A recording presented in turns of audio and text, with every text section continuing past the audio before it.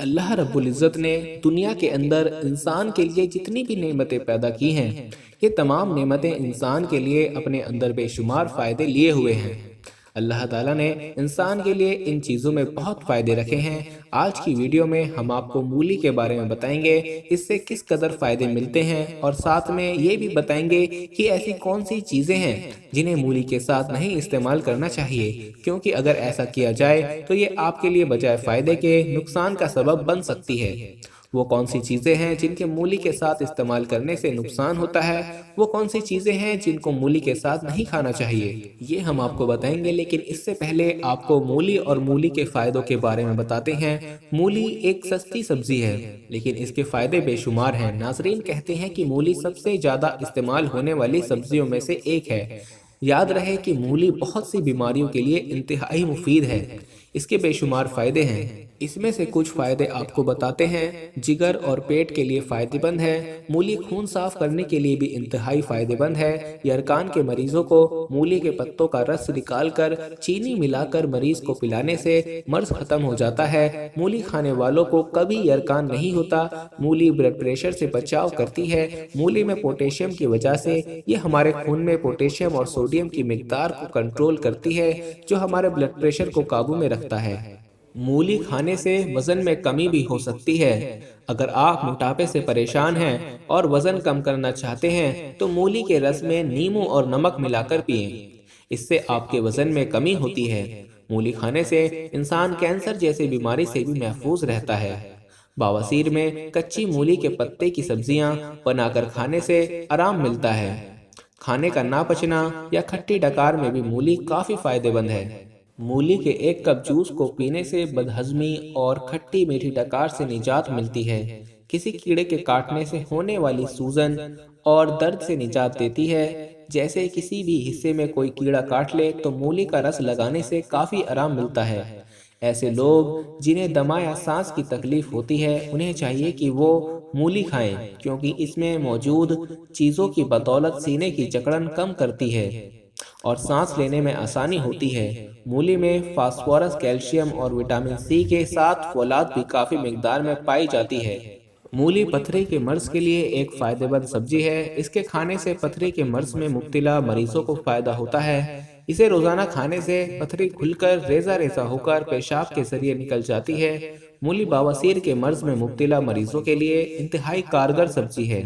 बवासीर के मरीज को इसका रस रोज़ाना की बुनियाद पर पिलाएं तो इस बीमारी से छुटकारा हासिल किया जा सकता है। याद रहे कि मूली खाली पेट खाने से नुकसानदेह होती है।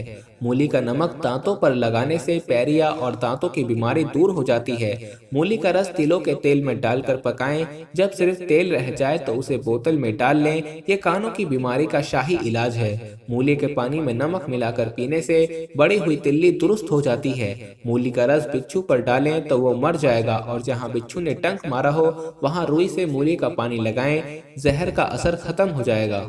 गंजे सर पर रोजाना मूली का रस लगाने से वहां पर बाल उग आते हैं। याद रहे कि मूली का अचार भी एक अच्छी चीज है। मूली के टुकड़े काट लें और मर्तबान में डालकर रख लें। उम्दा और लजीज अचार बनेगा।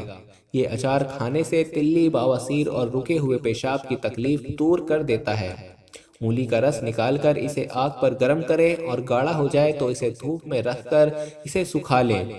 ये जौहरे मूली तैयार हो जाएगा। इसे खाने से सख्त गुर्दे के दर्द को आराम आ जाता है और रुका हुआ पेशाब जारी हो जाता है। तो ये थे कुछ फायदे। तो आइए अब आपको बताते हैं कि कौन सी ऐसी चीजें हैं जो एक साथ नहीं खानी चाहिए। अगर इनको साथ खा लिया जाए तो बजाय फायदे नुकसान हो जाता है। तरबूज पर पानी ना पिएं, क्योंकि तरबूज का 96% हिस्सा पानी पर मुश्तमिल होता है। तो इसके ऊपर पानी पीना पेट में हलचल मचा देता है और पेट के तरह तरह के इन्फेक्शन का खतरा बढ़ाता है। जिस तरह से तरबूज का ज्यादातर हिस्सा पानी है, इसी तरह से मूली के अंदर भी पानी की ज्यादा मिकदार पाई जाती है। इसलिए इस पर पानी पीना नुकसान भी दे सकता है। चाय के साथ दही का इस्तेमाल करना भी नुकसान से खाली नहीं और ये मैदे और पेट की बीमारियों की वजह बन सकता है।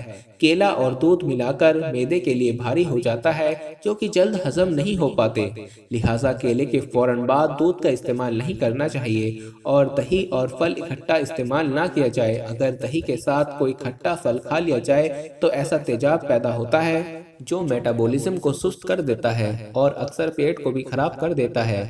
इसके अलावा गोश्त और दूध को भी एक साथ इस्तेमाल करने से डॉक्टर मना करते हैं, क्योंकि दोनों चीज़ें अलग अलग हैं। इनका इस्तेमाल मना तो नहीं, लेकिन इनका इस्तेमाल वक्त लेकर करना चाहिए ताकि मैदा आराम से इन खानों को हजम कर ले। बहुत सारे ईमेल्स और मैसेज आ रहे थे कि हमें शुगर की दवाई बताइए। तो अगर आपको शुगर की बीमारी है या धात की बीमारी है या मर्दाना ताकत से रिलेटेड कोई भी बीमारी है तो हमारे पास इन सब बीमारियों की दवाई मौजूद है, जिससे आपकी बीमारी गारंटी से जड़ से खत्म हो जाएगी। आपको सिर्फ ये दवाई एक बार ही मंगानी होगी। एक बार से ही आपकी दवाई से आपकी जो बीमारी है वो जड़ से खत्म हो जाएगी इंशाल्लाह।